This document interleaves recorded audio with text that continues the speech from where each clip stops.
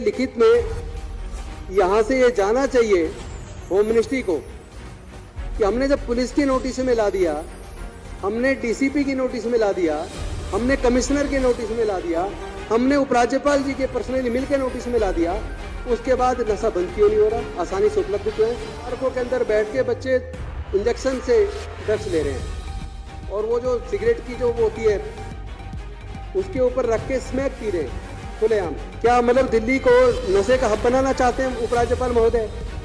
आखिर नशे के अवैध कारोबार पर रोक लगाने के लिए दिल्ली की पुलिस और राज्यपाल उपराज्यपाल गंभीर क्यों नहीं दिखते? थानाकर्षण नियम 54 के अंतर्गत नशे की तस्करी तथा युवाओं में नशे की बढ़ती लत के कारण जिले में कानून एवं व्यवस्था की बिगड़ती स्थिति के संबंध में माननीय उप मुख्यमंत्री का ध्यान आकर्षित करें। धन्यवाद अध्यक्ष जी, आपने इतने महत्वपूर्ण विषय पर सदन का और दिल्ली के गृह मंत्री जी का ध्यान आकर्षित करने के लिए मुझे मौका दिया। ये जो मुद्दा है नशे का, ये दिल्ली के लिए बहुत ही महत्वपूर्ण और खतरनाक मुद्दा है। नशे की वजह से दिल्ली के युवा तेजी से नशे की गिरफ्त में आ रहे हैं। अवैध शराब, चरस, गांजा, अफीम, स्मैक, हेरोइन, कोकीन और नाना प्रकार के नशे खास तौर पर रीसेटलमेंट कॉलोनीज के अंदर बहुत ही आसानी से उपलब्ध और बहुत ज़्यादा मात्रा में अवैध नशे का कारोबार जोर शोर से बढ़ रहा है और नशे की वजह से दिल्ली के युवाओं का भविष्य अंधकार की तरफ तेजी से जा रहा है। हमने पंजाब के अंदर देखा कि किस तरह पंजाब के युवाओं की जिंदगी को नशे ने बर्बाद किया। तो पंजाब की जनता ने अपने वोट का इस्तेमाल करके वहां की सरकार को बदलने का काम किया। जो दूसरी सरकार आई 2017 में, उसने भी नशे पे कोई रोक नहीं लगाई। तो पंजाब की जनता ने वहां की उस सरकार को भी बदल के हमें मौका दिया। लेकिन सवाल दिल्ली में समस्या दूसरी है। दिल्ली में लॉ एंड ऑर्डर और पुलिस, ये दोनों माननीय एलजी साहब के पास है। तो अगर हमारे पास होता, दिल्ली की सरकार के पास, और हम अगर इस नशे को नहीं रोक पाते तो दिल्ली की जनता चुनाव के माध्यम से, वोट के माध्यम से हमको हटा देती। लेकिन चूंकि पुलिस, लॉ एंड ऑर्डर दोनों उपराज्यपाल महोदय के पास है, तो अफसोस दिल्ली की जनता के पास यह विकल्प नहीं है कि वो उपराज्यपाल को हटा पाए।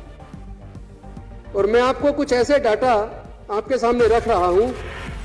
एम्स ने एक स्टडी करवाई, all India medical institute of sciences ने, मेडिकल साइंसेज ने, और इस रिपोर्ट में पूरा सर्वे करने के बाद उन्होंने 46,410 बच्चों का सर्वे किया। सर्वे से यह निकल के आया 91.14% स्ट्रीट चिल्ड्रन वो नशे की गिरफ्त में हैं। 91.14%। मतलब इतनी बड़ी मात्रा में अगर बच्चे नशे के आदी हो रहे हैं और नशा आसानी से उपलब्ध हो रहा है, और नशे को रोकने के लिए, नशे के अवैध कारोबार को रोकने के लिए मुझे सदन को बताते हुए यह सोचकर दुख पैदा हो रहा है। इस मुद्दे को लेकर मैंने पुलिस को भी लिखा, मैंने पुलिस कमिश्नर को भी लिखा, मैंने राज्यपाल जी को भी लिखा, उपराज्यपाल जी को, और जो इनसे पहले उपराज्यपाल थे मैं उनसे पर्सनली जाके मिला। यहां तक कि मैंने कुछ जगह का तो वो डाटा दिया कि इन जगह पर नशा बिकता है। अनफॉर्चुनेटली उपराज्यपाल महोदय ने जो प्रॉमिस किया था, उस प्रॉमिस के बावजूद वो नशा बिकना बंद नहीं हुआ। नशा आसानी से आज भी उपलब्ध है।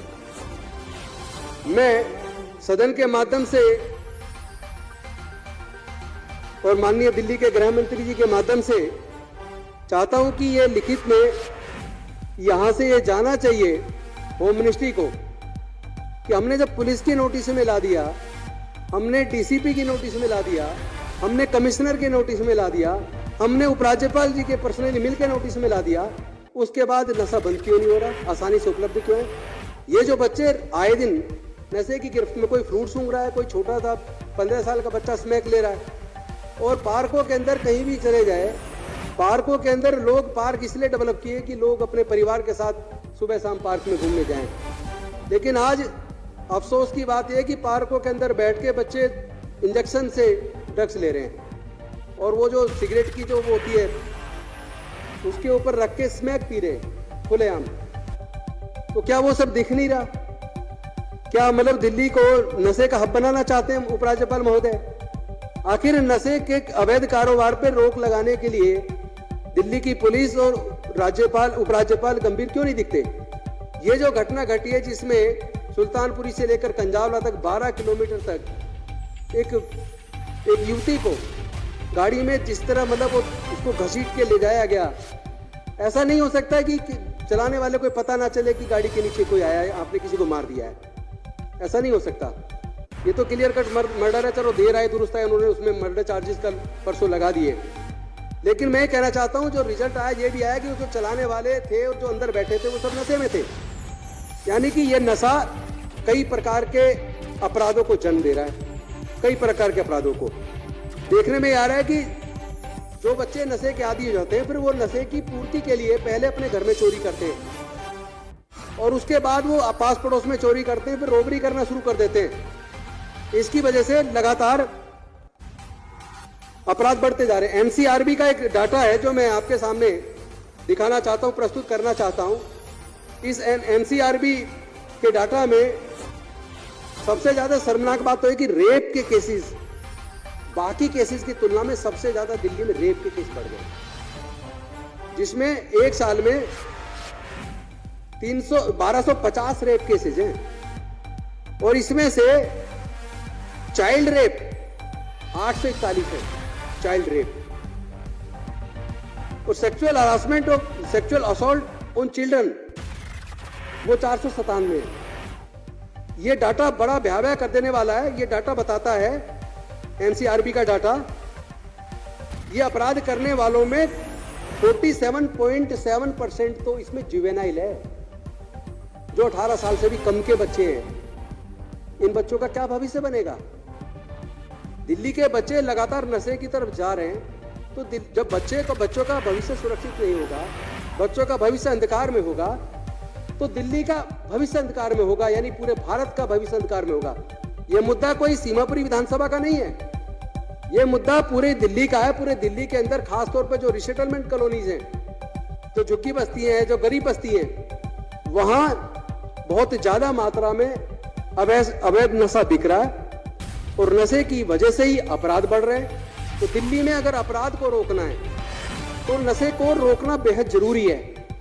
तो मैं माननीय मनीष सिसोदिया जी के माध्यम से और सदन के माध्यम से, आपके माध्यम से चाहता हूं कि इस पे एक डिटेल रिपोर्ट बना के या तो ये मैटर कमेटी को सुपुर्द कर दिया जाए और कमेटी पुलिस को बुलाए, या जो नारकोटिक विभाग को देखते हैं उनको बुलाए, या जो एक्साइज को देखते हैं उनको बुलाए।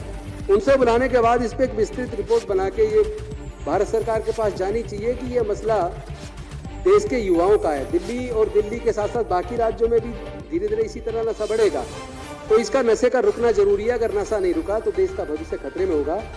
मैं चाहता हूं आपके माध्यम से इस गंभीर मुद्दे का संज्ञान लिया जाना चाहिए और नशे का ये कारोबार पूरी तरीके से बंद होना चाहिए, अन्यथा।